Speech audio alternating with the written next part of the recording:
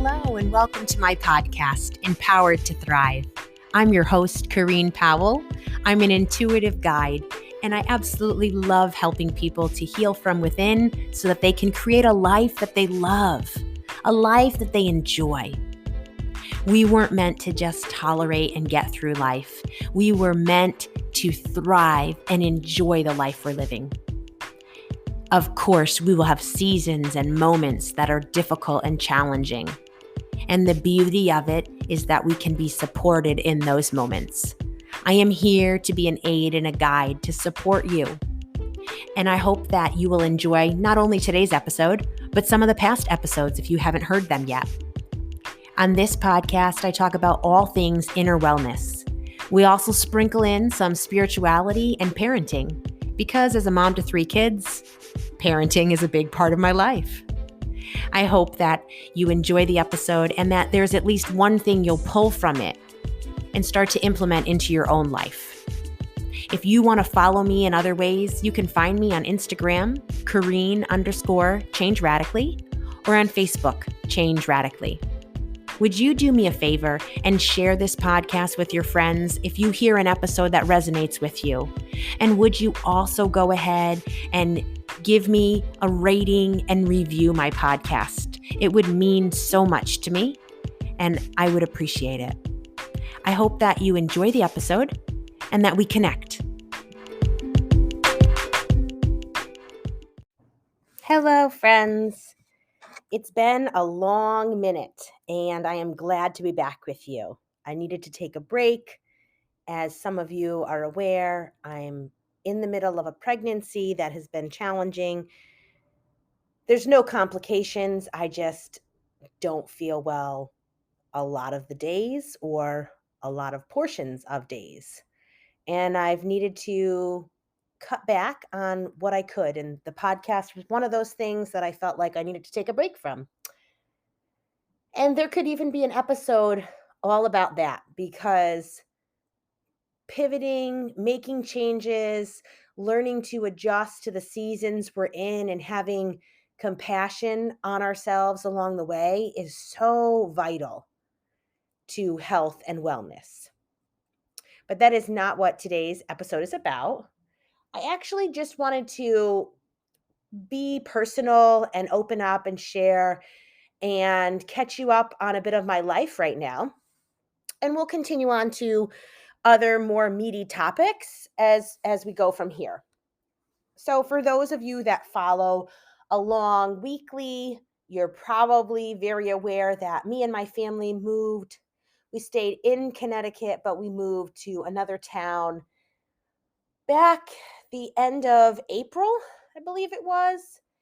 And this home probably is the first home to me that really feels homey. We have awesome neighbors. The home itself is a very different style than the last one we lived in. It's smaller, lower ceilings.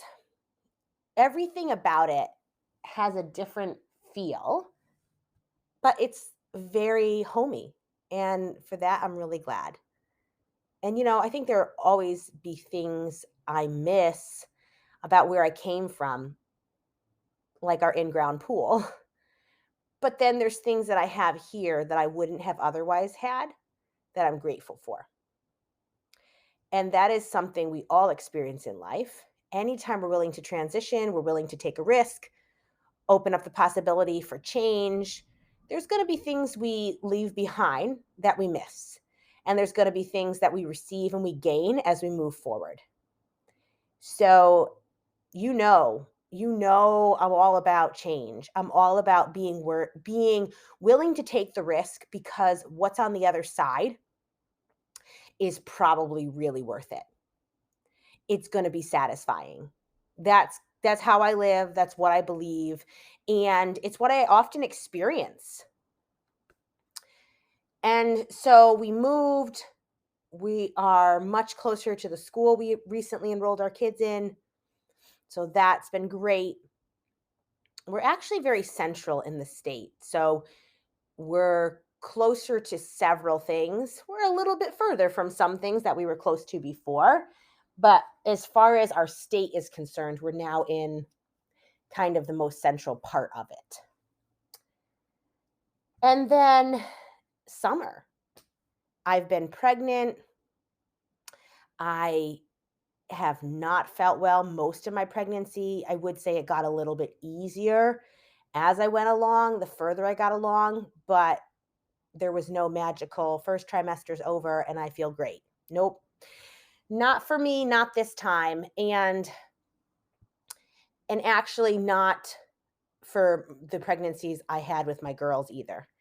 The one with my son was the easiest and I felt the greatest. So we're going to wait and be surprised to find out what we're having, but I'm kind of thinking it might be a girl.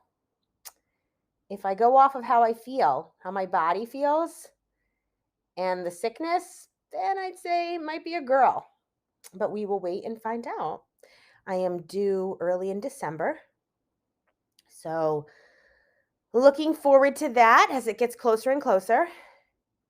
And as I shared in my stories this past, I don't know when it was, sometime in the last couple months, because I didn't publicly share on the podcast, but I had a miscarriage before this pregnancy. And we had purposely taken a long break from having kids so my body could recover. I did a lot of different things to help my body out. One of those things was doing the inner work and learning that I had to stop racing through life. My days used to be jam-packed from morning till night, one thing to the next, to the next, to the next. If I ran late to one thing, then I bumped everything was going to be late because I gave myself no wiggle room in between. And now I am the type of person who plans much fewer things, and I live a slower paced life, and it's very purposeful, and it's how I want my kids to experience life. If they're enrolled in something extracurricular, it is not something that's going to be super time consuming for us. And that is, again, intentional. I want them to be able to come home, relax, rest, connect with us as a family, have time at home, and not always have something going on. Because let's face it, they're, now that they're in school and not homeschooled, they're gone as it is a lot of the day. And if every one of our evenings is filled up with things, or most of our evenings, that is not going to align with how I want to do life and with what I place value on. So, part of restoring my health was doing the inner work and changing the pace of my life. Another part of it was just understanding, walking the holistic approach and understanding what my body needed, what it was depleted of. I used to donate blood. My hemoglobin levels were fine. I was able to donate. And then at some point, it became harder. It was like my body didn't want to donate the blood. And so the last couple times I went, I wasn't able to do it. I remember one time I went to donate platelets and they said, it's just not working. We tried. And what I found out a few years ago is that my ferritin levels were completely depleted. So the iron stores, which if we hadn't specifically tested for that, the other levels were coming back okay. Excuse me. And so I've been working to bring those up, and I felt so much more energized as I have brought them up. I used to literally feel like there was a cloud of exhaustion hanging over me. It felt exactly like that picture. It just felt like that. When it lifted, my guess is that my ferritin levels were high enough that I no longer felt that's extreme fatigue. So I still get tired. It's not the extreme fatigue that I lived with for years. And then I started intermittent fasting. That was another way that I found health. It balanced my blood sugars and It doesn't work for everyone. It works wonderfully for me and my body right now. Well, I can't say right now because I'm pregnant, so I have to eat more frequently. But I used to not feel hunger satiation, but I would know I needed to eat because I would feel shaky, weak. I would get a headache. I would kind of be that hangry person, super, irritable because I was hungry. And there were probably a few other symptoms. And that would be my indicator. I would know I needed to eat because of these ways my body responded. But now, doing the intermittent fasting, it just felt like it balanced out my body and my blood sugar. And I feel hunger satiation. I don't get shaky. Um, I don't get the headaches. I don't feel weak. I don't have those same symptoms that I lived with for years on end. I lived with that.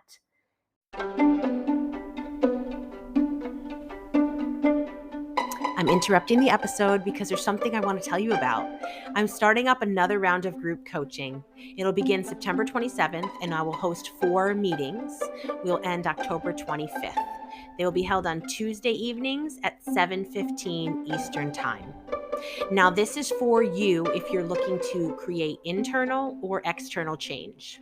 And yes, that sounds broad, so let me help you understand what we'll be talking about during those meetings.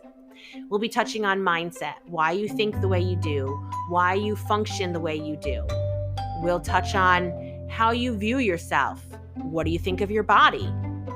Are you taking care of yourself in the way you need to? Are you compassionate enough towards yourself? We will also talk about your inner child.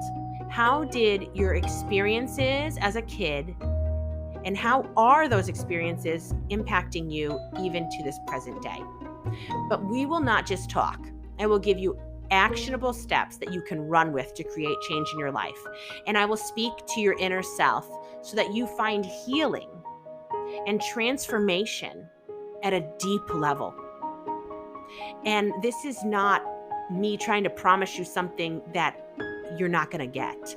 This is me speaking from a place of experiencing it myself and observing those that I work with experiencing it as well. So I hope that you'll reach out and connect with me, or go to my website, changeradically.com, and sign yourself up. This is going to be a fabulous opportunity, and I am looking forward to having each one of you join me on those Tuesday evenings. Now, back to the episode. That was my normal. So typically I'll go anywhere from 12 to 14 hours from night till the next morning. And that's, what I was doing for my intermittent fasting, and was working very well for me. And in between the miscarriage and getting pregnant again, I went right back to it because my body does so well with it. That's why I went back to it. Not because I feel like I need to, not at all because I was doing it for weight loss, not at all. I literally feel well when I do that. So, those are a few of the ways that I restored my health. And my husband changing his work schedule, being more available as a parent. I mean, he was always a good father, but I'm talking about us parenting our kids more, maybe not equally, because he still brings in much more money than me. He still spends more time working than I do. But as far as, dropping our kids off at school and picking them up, we share the load. He does one way, I do the other.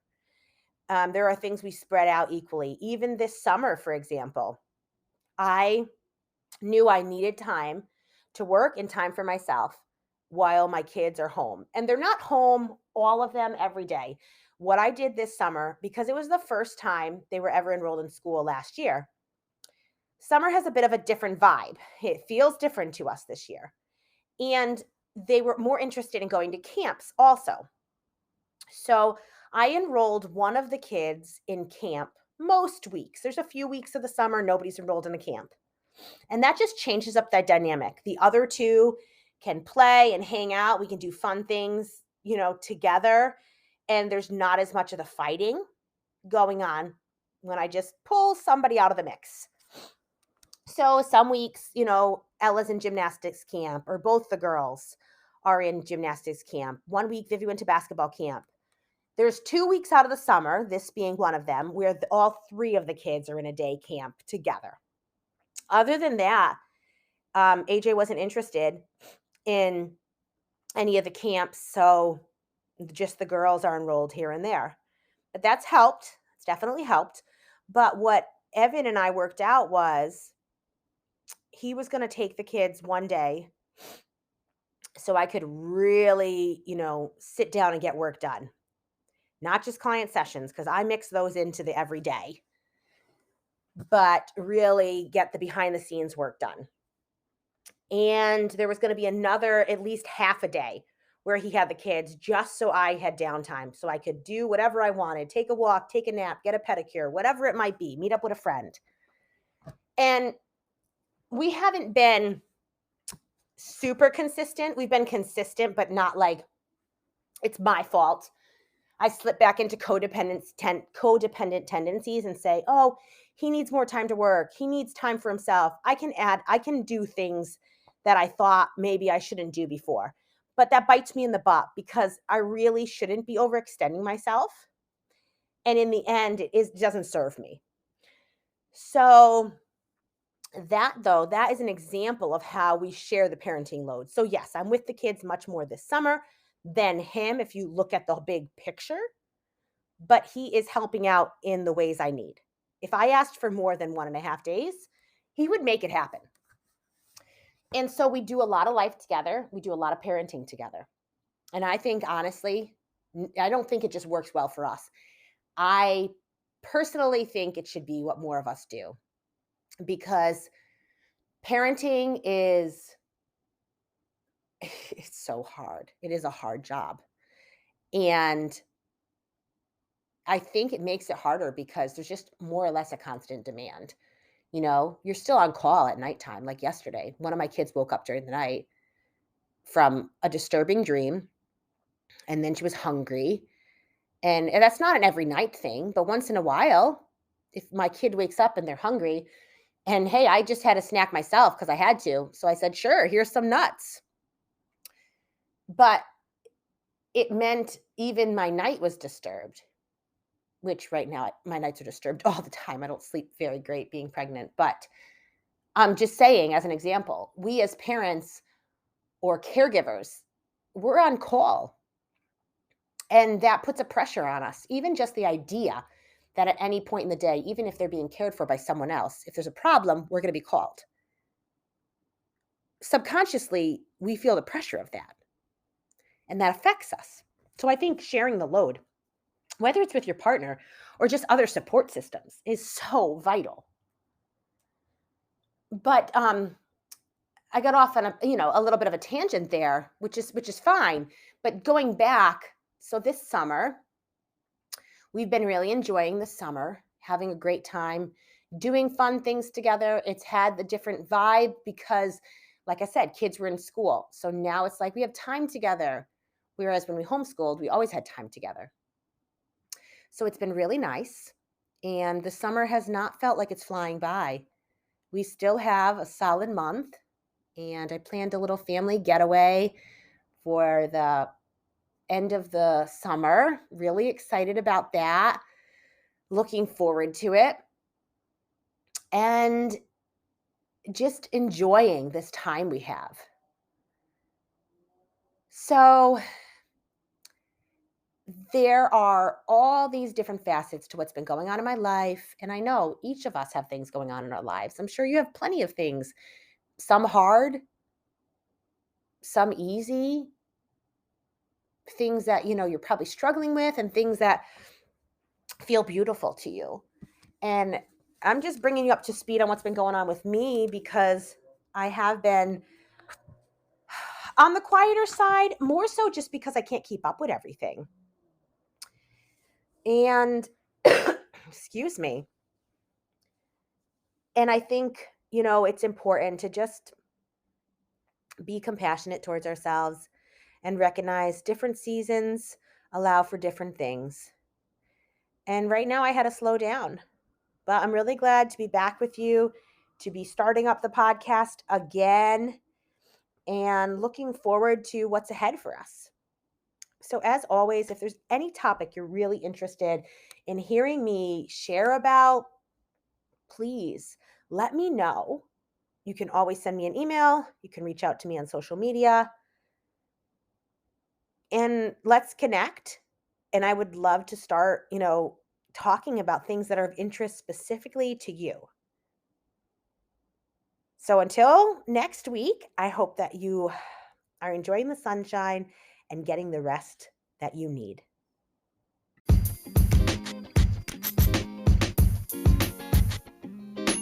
We've come to the end.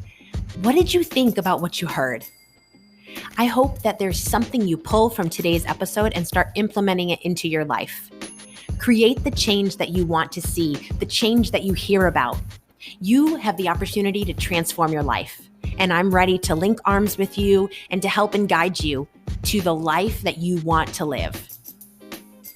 If you resonated with what you heard today and it touched you, would you share it with your friends? Would you also go ahead and rate my podcast and write a written review? It would mean so much to me. I hope that we'll connect, whether it's for a session or just to connect because I enjoy meeting new people. You can find me on Instagram, Kareen_Change Radically, or on Facebook, Change Radically. You can also always email me, Kareen@changeradically.com. If you have thoughts, questions, or anything that you just want to talk about, send me an email. I hope that you have a wonderful week.